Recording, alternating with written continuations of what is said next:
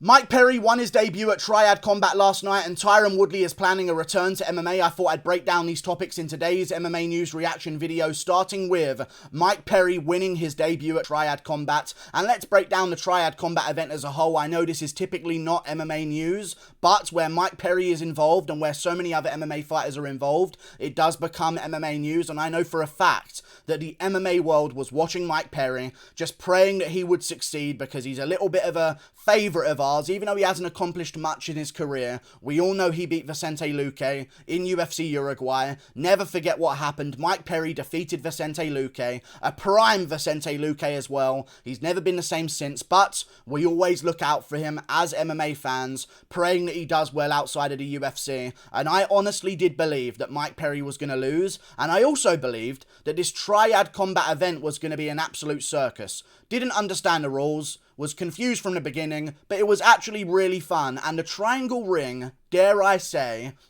made their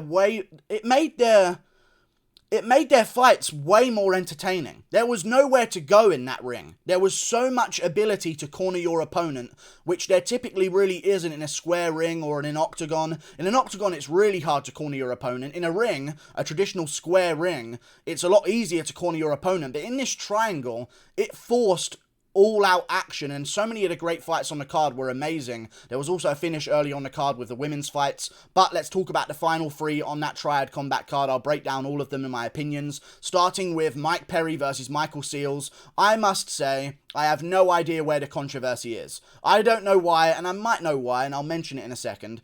I was confused at the time at seeing the word controversial in every single title of every single MMA news outlet had the word controversial in terms of the decision for Mike Perry versus Michael Seals. It was not a controversial decision. They had the word controversial in the title describing Pulev's win over Frank Mir. Controversial finish from Kubrat Pulev, like it was an early stoppage or something. I don't understand why they're using that word. I feel like it's just to get clicks, because they don't believe that this was going to get too much coverage and too many views when they covered the event, so they put the word controversial in every single title that they had. But Mike Perry won that fight against a legit boxer who had an MMA career, but had a solid boxing record in Michael Seals that I did expect to destroy Mike Perry out there. Mike Perry clearly won that bout, and I was very proud of him, because not only did he win, but he got slumped really badly at one point in that fight. I believe it was round 4. I had it 2-1 to Mike Perry going into the 4th round, and then Michael Seals cracked him with a left hook clean on the chin, put down Mike Perry, and I thought Mike Perry was done when he first went down, but he popped back up, survived the rest of the round, and got back in there, stuck in, right back to work, and just put it on Michael Seals from the most of the rest of that fight afterwards. I thought I had it maybe like 3-2 Michael Seals going into the 5th round because of the 10-8 round in round 4.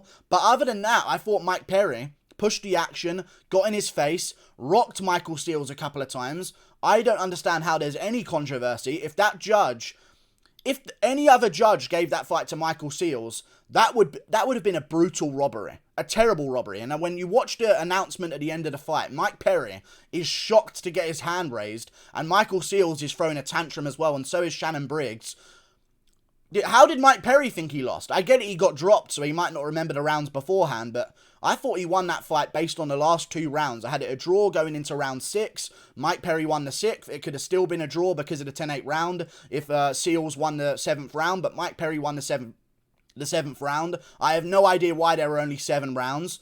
Or not only 7 rounds. I have no idea why there are 7 rounds. That seems like a weird number, but I guess it means that there's going to be less draws because it's an odd number, and maybe someone's guaranteed to win more likely if they're all 10-9 rounds, because someone has to win if it's an odd number. But I get it. But at the same time, I thought it was a great performance by Mike Perry. He put it on him. He showed a great chin, which is good to see as well in those small gloves, and I feel like he showed that when you get messy with these clean technical boxers, they don't really know what to do about it, because they're used to a guy staying at range, peppering him with a jab, and giving him a bunch of things that they can look at and make reads on. But no, Mike Perry just said, forget all that fucking technique shit. I'm swinging like a maniac, and I'm coming straight for you every single fucking round. I'm sticking you against the ropes. I'm putting you in the corner of this triangle, and I'm smashing you to fuck up. You know what I mean? I liked it from Mike Perry. Really good performance, and I think this puts him in a great position moving forward in his career, because I feel like I thought he was going to lose. based on the guy's boxing credentials that he was taking on in a boxing, basically, fight that it was. I feel like, why would they try and make him lose? Wouldn't they give Mike Perry an easier matchup in his debut at Triad Combat? I felt like all of the MMA fighters were really up against it with the boxers. And it's like they wanted the boxers to win. Almost like maybe the guy who runs Triad Combat is a massive boxing fan and wants to get one over on MMA, even in this current rule set that they're doing at Triad Combat.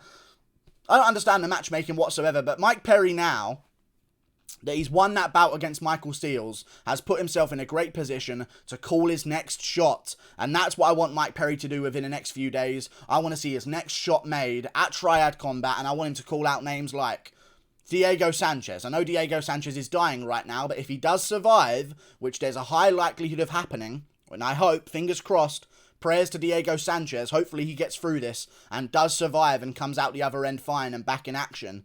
I could see Mike Perry calling out Diego Sanchez. I could see Mike Perry calling out Julian Lane, the guy who said, "Let me bang, bro," on The Ultimate Fighter. I could see Mike Perry calling out Dylan Dennis.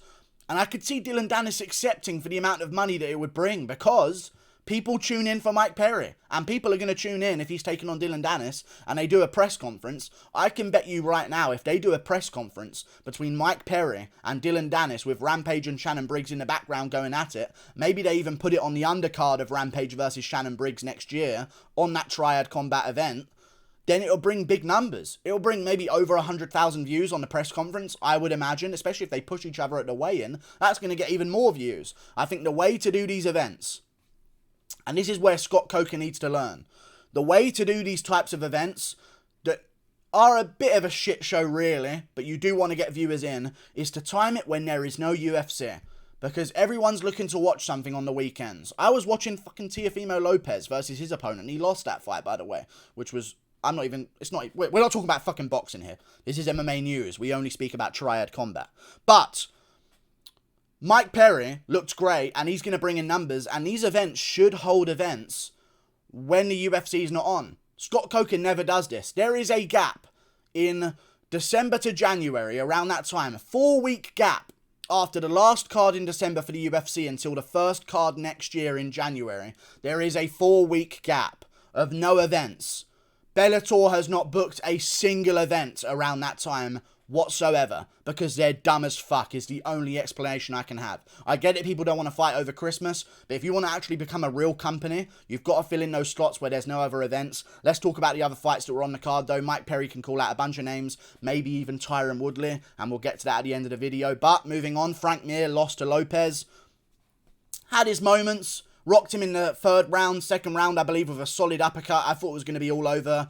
Matt Mitrione was going all over him, landing big shots in the early rounds, but then Lopez eventually started to find his range, find his rhythm. Mitrione started to slow down massively. He was complaining about the rules here and there because he didn't understand that you had to be constantly attacking in the clinch to even make the clinch effective, which is interesting rules, I guess, because I don't know, Matt Mitrione just wasn't really doing too much work in the clinch, so they kept separating the bout, and Mitrione would be confused and argue with the ref about it a little bit, but he was gassing out pretty badly. And past, like, the 4th round, Mitrione basically just said, "I don't want to be KO'd. I'm just going to survive until the end of the bell," and Lopez won. So good for Lopez. Mitrione lost. He had a good round in round 3 where he dropped the guy, and had a decent showing against a decent boxer, so Matt Mitrione lost. Whatever. Moving on, though, to the main event, where there's something real to discuss here. Controversial stoppage. Dude, do they want Frank Mir dead? I don't understand what Frank Mir did to these media sites, but that was a perfectly fine stoppage. Someone put in the comments of the video where he does go wobbly, this is literally the real life version of a Mortal Kombat finish him situation. And Pulev showed mercy. And I'm so happy that Pulev showed mercy, because, again, what the fuck is this matchmaking? I thought, you know what, maybe Mir's got like a puncher's chance, because he has that tiny chance like everyone does, but Pulev's going to destroy this guy. He's going to destroy him. Pulev's losses in boxing, and his last 2 losses ever, are to Anthony Joshua and Vladimir Klitschko. So, why is he fighting old fat man Frank Mir in a boxing match, I guess, a boxing match in Triad Combat? There's no, but the clinch, boxers use clinch as well. Pulev annihilated him, landed a crisp 1-2 with those 4-ounce gloves, wobbled Frank Mir badly to where he's wobbling all over the place, and then the referee just didn't feel like stepping in apparently at one point to have mercy on Frank Mir, so he let it go on like, no, Pulev, get this decapitation on Frank Mir quickly, let's kill him. I don't understand what the referee was doing. Maybe he was asked by the company and promotion to make sure there was a good finish and no one was quitting or anything like that, but Frank Mir was wobbled all over the place. Pulev barely missed an uppercut that would have sent him out cold. And maybe he wasn't being easy on him, but he was at the end when he noticed how truly badly Frank Mir was hurt. He cracks him with a left hook badly. Mir goes wobbling over into the corner of the triangle, and it's all over. And the referee finally steps in, and Pulev's like slowly walking towards him, like, do I throw this last blow to really cause damage to his life, or do I let him pass? And Pulev let him slide. But I will say, the uppercut that missed from Pulev would have sent Mir into another dimension. But after that, Pulev realised, oh, you didn't even react to that miss. You're really gone. Maybe I should take it easy on you. Have a nice little left hook, and we'll call it there. But good win by Pulev. Got the attention. It's not really a good win. It's against Frank Mir, but still, Mike Perry was the highlight of the night. They had other amazing wars on the card as well. Campos was on the card, having an amazing war. Campos versus Vera, I believe it was. War back and forth, non-stop action. Mike Perry was the man of the night, though, and now he's got power to call someone out. Let's move on to another topic on the news. Tyron Woodley is returning to MMA in July. Apparently next year. Again, I don't know why. Why are you fucking planning a fight 7 months from now? Do you want it or not, dude? I get it, he's been doing boxing and now he's focusing on MMA, but dude, why are these plans made 7 months in advance? It makes no fucking sense for me. A lot of these fights are getting booked fucking 6 months from now.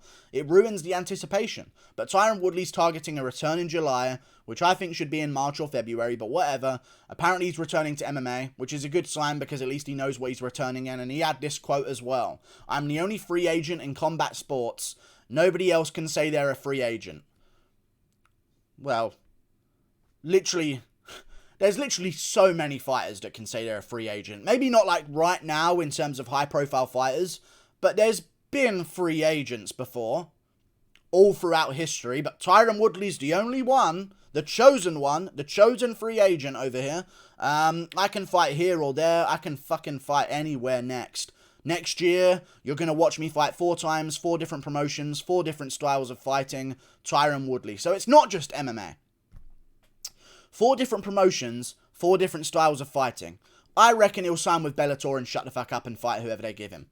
In my opinion. Maybe they could do a Mike Perry versus Tyron Woodley Triad Combat. I wouldn't actually mind that, in all honesty. That would be actually some... That would be hype. I would really tune into that, in all honesty. I know that Tyron Woodley, he's going to have a bit of a problem getting signed by these MMA companies because the MMA company does not mind if you're coming off a loss. Like, Rory McDonald, I believe, was coming off a loss to... He was coming off a loss to Stephen Thompson in the UFC, I believe it was, before he went over to Bellator. Bellator's like, it's Wonderboy Thompson. It's not like a, you're over, you're done with career, so we can move him on over here. Like, Yoel Romero lost to Israel Adesanya and got signed by Bellator. You know what I mean? So the Bellator's not afraid of taking people coming off losses as long as those losses are against really good opponents. If Woodley was coming off his loss to Luque, Bellator might have been really eager to sign him. Other promotions might have been really eager to sign him. But Woodley's coming off a loss to Jake Paul, where he stood there and did nothing and acted like he won. And the fact that no one can really accept that he lost in his circle, like I watched Ben Askren try and sort of navigate his way around the situation to say that maybe they scored this more than this. No, they scored 6 rounds more than 2 rounds. That's how boxing works. Woodley didn't get a 10-8 round.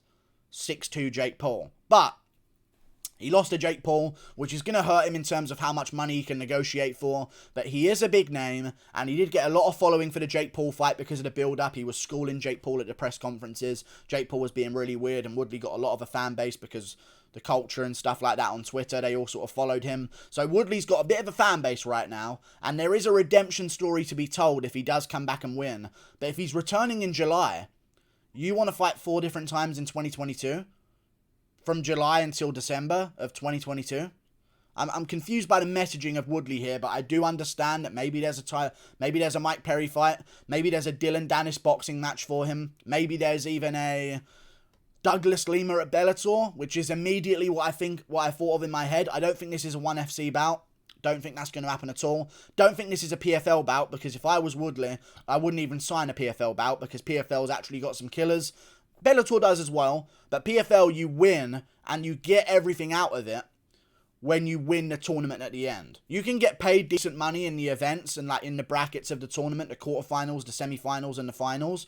But you really want to make sure you're winning the PFL tournament to get that big $1 million paycheck at the end. That's where it all pays off. And I don't think Woodley's looking to go through a tournament-style structure and win a bunch of fights against killers in a row to finally get paid. I reckon he'll come back for some big money against a big name at any event. I reckon it'll probably be Bellator if he's returning to MMA. And I reckon he'll take on Douglas Lima, because Douglas Lima just lost to Aleksandar Amosov, got dominated quite badly in the grappling in that matchup as well. The only guy that's coming off a loss right now that you can match him with, no, Lima lost to MVP as well, didn't he? Okay, Lima lost to MVP. Forgot about that one. Lima lost to MVP and Yaroslav Amosov, and if he wants to return, you can put him right in there with Tyron Woodley. Tyron Woodley, Douglas Lima. There was discussions about maybe that being a matchup that could be made in a cross-promotion fight when they were both champions. Lima at Bellator and Woodley in the UFC at the time. Maybe now we can make it and rebound one of them into the Bellator mix. Like, whoever wins that fight is probably going to get a title shot at Bellator. Maybe not Douglas Lima, but if Woodley comes in and starches Lima or dominates Lima, they're probably going to do him versus the champion immediately at Bellator, because he's a bigger name than the rest of the fighters in that division. And other than that, who are they going to give Lima? Logan Storley? He'll probably out-grapple him for the entire fight. So, I reckon Woodley's going to take on Lima, Mike Perry, Dylan Dennis in boxing, or maybe some other shit show fights here and there in a little promotion. Maybe he ends up being like a big signing for Eagle FC or Cage Warriors. I don't know what Woodley's planning to do, but I honestly hope that he does good, because he's taken a gamble at life. I don't respect him for abandoning his wife and kids, but he's taken a big gamble in life right now. He's realised his stock is high. It would have been way higher if he beat Jake Paul in the first place.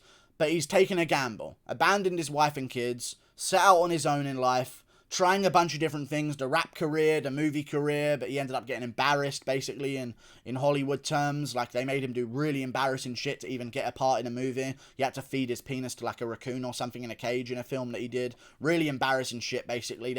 Hollywood looked at him and said, oh, you really want to be in this film? Do this. And he went, yeah, sure. And they went, oh, wait, what? You're accepting this scene? Okay, cool. Just get him in. Let's do it. But Tyron Woodley, taking a gamble at life. He needs it to pay off. And he needs to have at least another good year of fights. Maybe he does okay. I'm rooting for him a little bit, I guess. Like and subscribe. Thank you for watching. Click that button up there. Triad Combat was A-okay. Can we be real about the situation? Triad Combat wasn't half bad. And I'll watch it again. I'll watch the next Triad Combat. The Triangle Ring made it really entertaining. And maybe you could do a Mike Perry versus a Dylan Dennis, or even something that's probably more likely to happen. Mike Perry versus Julian Lane, the Let Me Bang Bro guy, in the main event. Co-main event, Artem Lobov versus someone. Who knows? Maybe Artem Lobov versus Jason Knight 3. I don't know what the fuck they're going to do with Artem Lobov, but he could be on the card. If Donald Cerrone eventually gets cut by the UFC, he could take on like a Carlos Condit or something like that if they paid him the right amount of money and give him a good paycheck.